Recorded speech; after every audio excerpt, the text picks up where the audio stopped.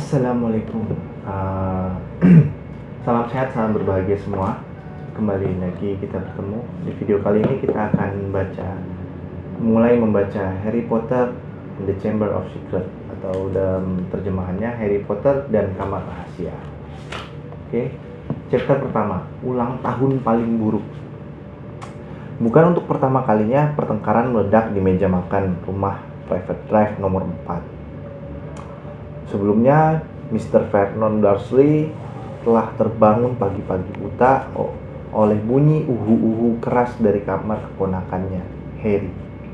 Untuk ketiga kalinya minggu ini, raungnya.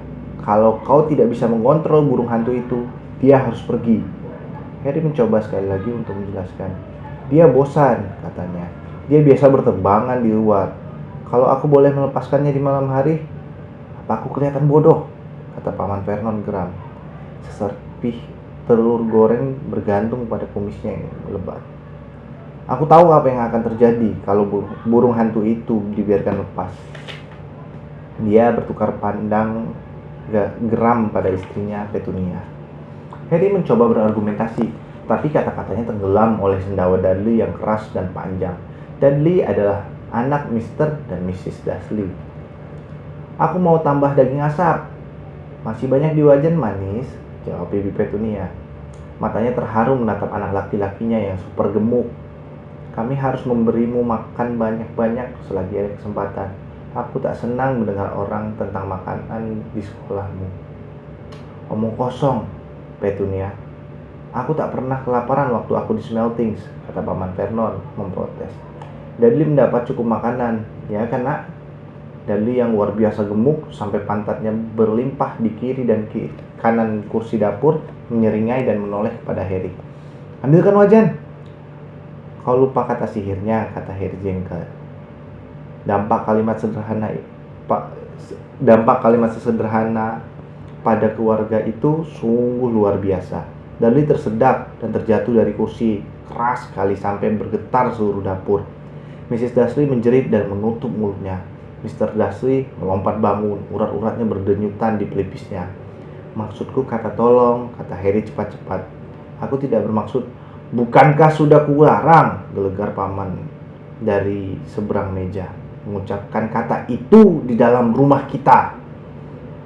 Tapi aku, berani-beraninya kau mengancam Dudley, raung Paman Vernon menggebrak meja dengan tinjunya. Kuperingatkan kau. Aku tak mengizinkan keabnormalanmu disebut-sebut di bawah atap rumah ini. Harry bergantian memandang wajah keunguan pamannya dan wajah pucat pipinya yang sedang berusaha membantu Dudley bangun. Baiklah, kata Harry. Baiklah. Paman Vernon duduk kembali tersengal, seperti badak bercula satu yang kehabisan napas. Dia memandang Harry lewat sudut matanya yang kecil tajam. Sejak Harry pulang dari liburan musim panas, Paman Vernon memperlakukannya seperti bom yang bisa meledak setiap waktu. Karena Harry bukan anak biasa. Sebetulnya, dia memang sama sekali bukan anak biasa.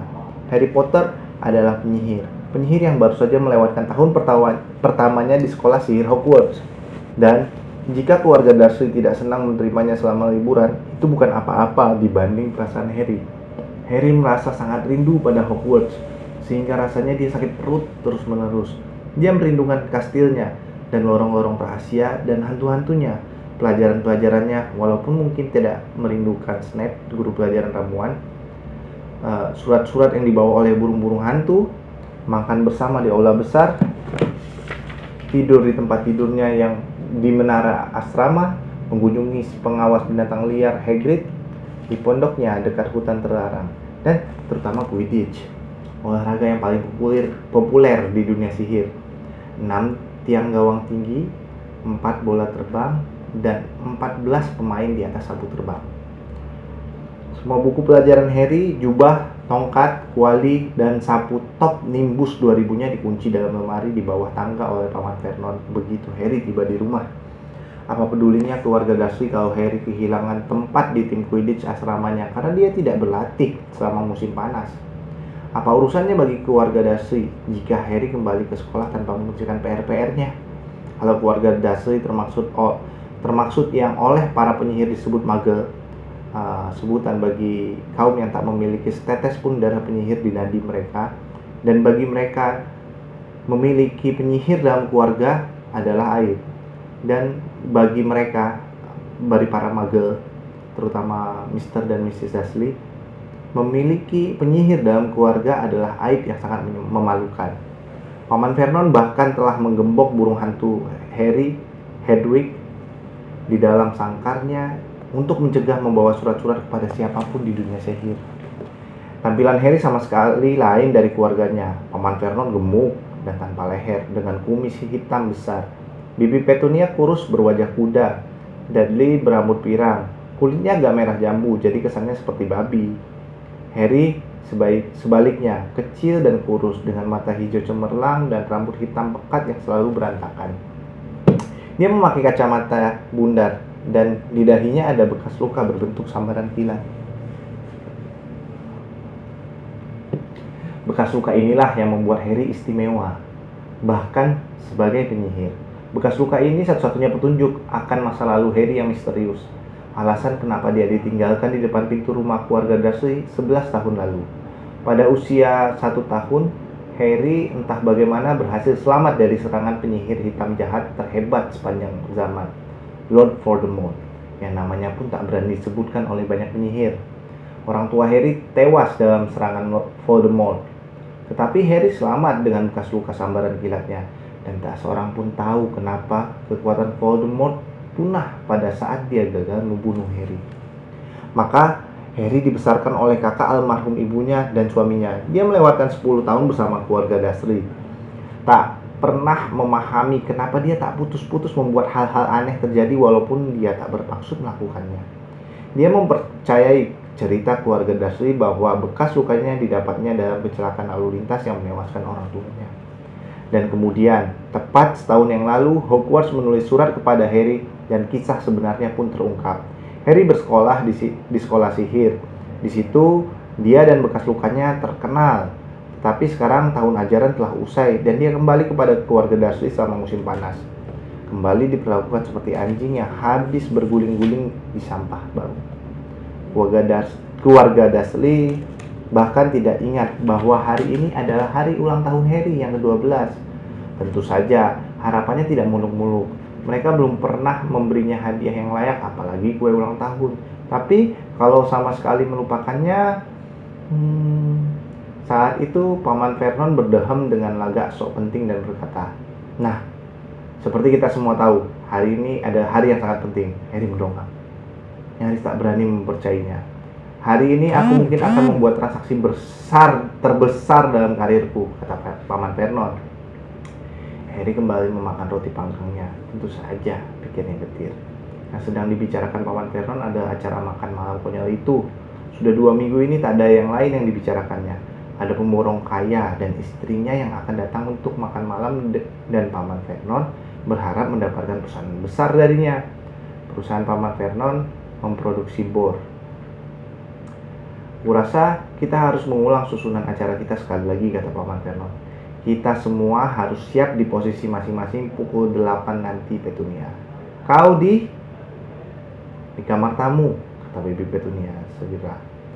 "Siap menyambut kedatangan mereka di rumah kita yang anggun." Bagus. "Dan Dudley?" "Aku siap membuka pintu." Dudley memasang senyumnya yang tolol. "Boleh kusimpan mantel Anda, Mr. dan Mrs. Mason?"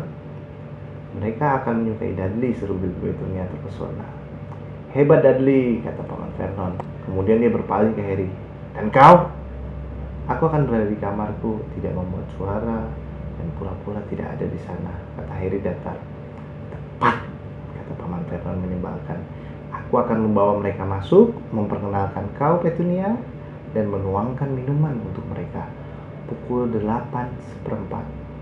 Akan kuumumkan makan malam telah siap," kata Bibi Petunia. "Dan Dudley, kau akan bilang, 'Boleh saya antar Anda ke ruang makan, Mrs. Mason?' kata Dudley, dan menawarkan lengannya yang gemuk pada wanita yang tidak kelihatan. "Gentleman kecilku yang sempurna," kata Bibi Petunia terharu. "Dan kau?" kata Paman Vernon kejam kepada Harry. Aku akan berada di kamarku dan tidak membuat suara dan berpura-pura tidak ada di sana, kata Harry bosan. Persis. Sekarang kita harus berusaha memberikan beberapa ujian selama makan malam. Petunia, ada ide? Vernon bercerita. Anda pemain golf yang hebat, Mr. Mason. Gaun Anda indah sekali. Di mana Anda membelinya, Mrs. Mason?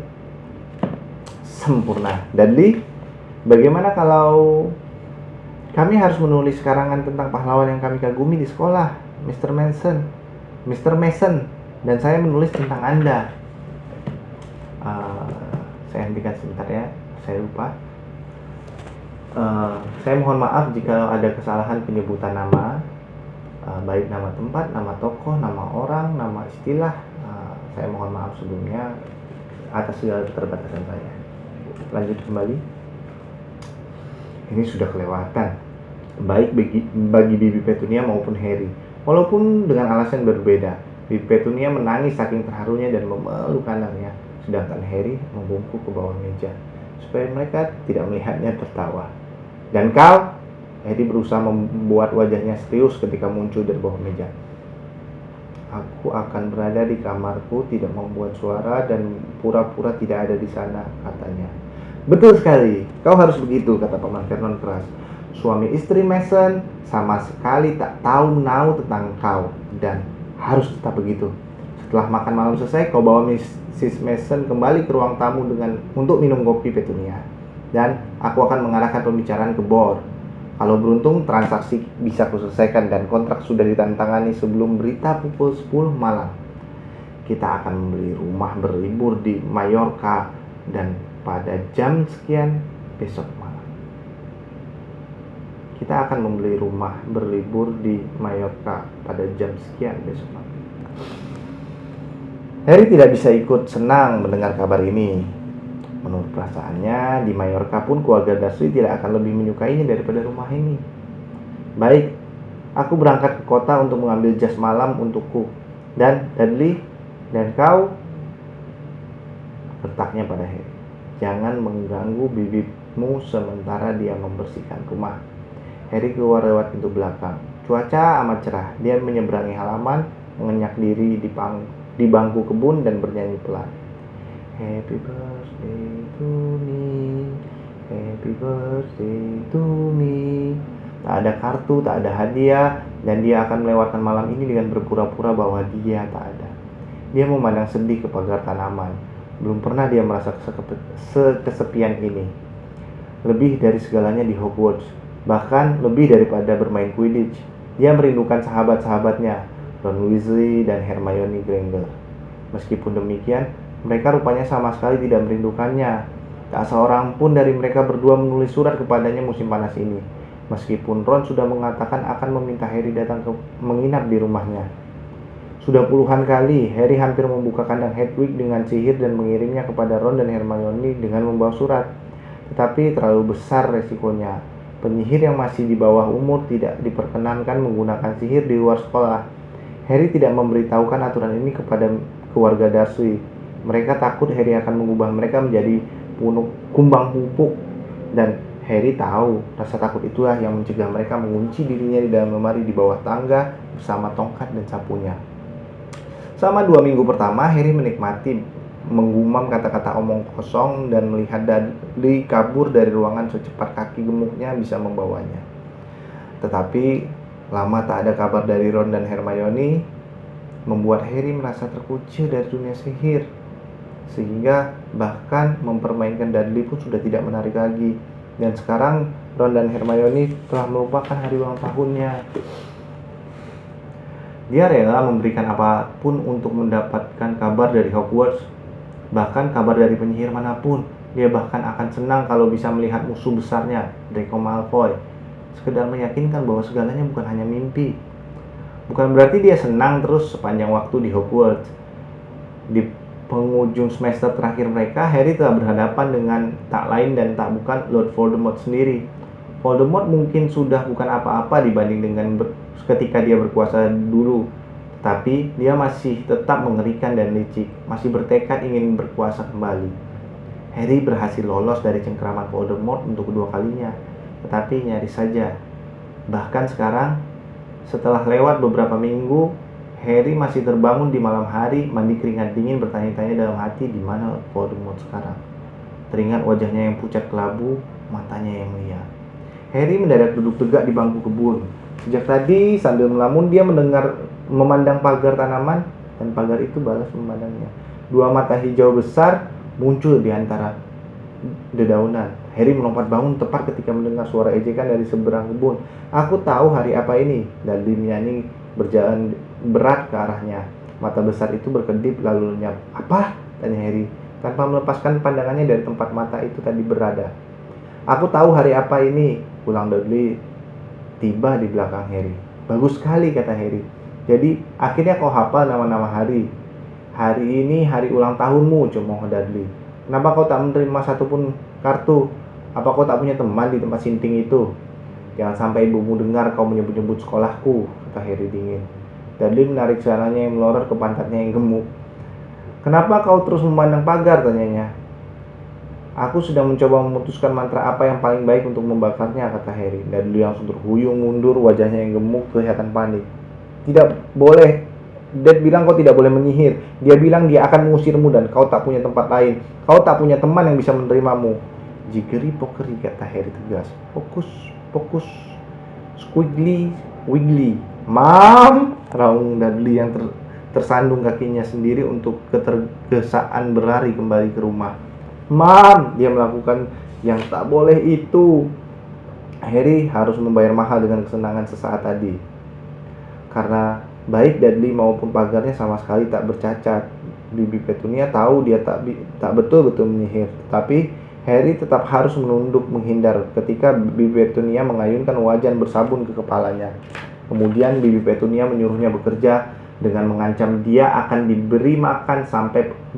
akan diberi makan sampai pekerjaannya selesai. Sementara Dudley bermalas-malasan menontonnya sambil makan es krim. Harry membersihkan jendela, mencuci mobil, memotong rumput, merapikan petak-petak bunga, menggunting dan menyirami mawar, dan mengecat ulang bangku kebun. Matahari bersinar terik sekali membakar tengkuknya. Harry tahu dia seharusnya tidak terpancing dari dekan Dudley, tetapi Dudley mengatakan hal yang persis sedang Harry pikirkan. Mungkin dia tak punya teman di Hogwarts. Sayang sekali mereka tak bisa melihat Harry Potter sekarang, pikirnya jengkel. Sementara itu dia menebar pupuk kandang di kebun bunga. Punggungnya sakit sekali, keringatnya bercucuran di wajahnya. Musim panas terjadi, wah luar biasa. Sudah pukul 7:30 malam ketika akhirnya kelelahan dia mendengar Bibi Petunia memanggilnya. "Masuk dan berjalan di atas koran." Harry masuk dengan senang ke dapur yang mengkilap. Di atas lemari es sudah siap puding untuk malam ini, dihiasi seonggok krim dan violet berlapis gula. Daging panggang yang sedang berdesis di dalam oven. "Makan cepat, Mr. dan Mrs. Mason sebentar lagi datang," kata Bibi Petunia galak. Seraya menunjuk 2 iris roti dan gumpalan kecil keju di atas meja dapur. Bibi Petunia sudah memakai gaun malam berwarna merah jambu salem. Merah jambu salem. Merah jambu salem bentuknya kayak mana? Warnanya kayak mana? Harry mencuci tangan dan segera menghabiskan makan malamnya yang mengenaskan. Begitu dia selesai, Bibi Petunia langsung menyingkirkan piringnya. "Naik, cepat!" Ketika melewati pintu ruang duduk, sekilas Harry melihat Paman Vernon dan Dudley memakai jas dan dasi kupu-kupu. Baru saja dia tiba di atas tangga, bel pintu berdering dan wajah marah Paman Vernon muncul di kaki tangga. "Ingat, suara sekecil apapun."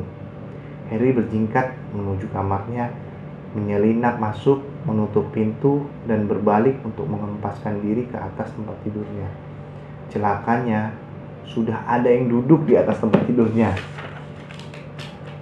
Itu akhir dari chapter 1, Harry Potter dan Kamar Rahasia.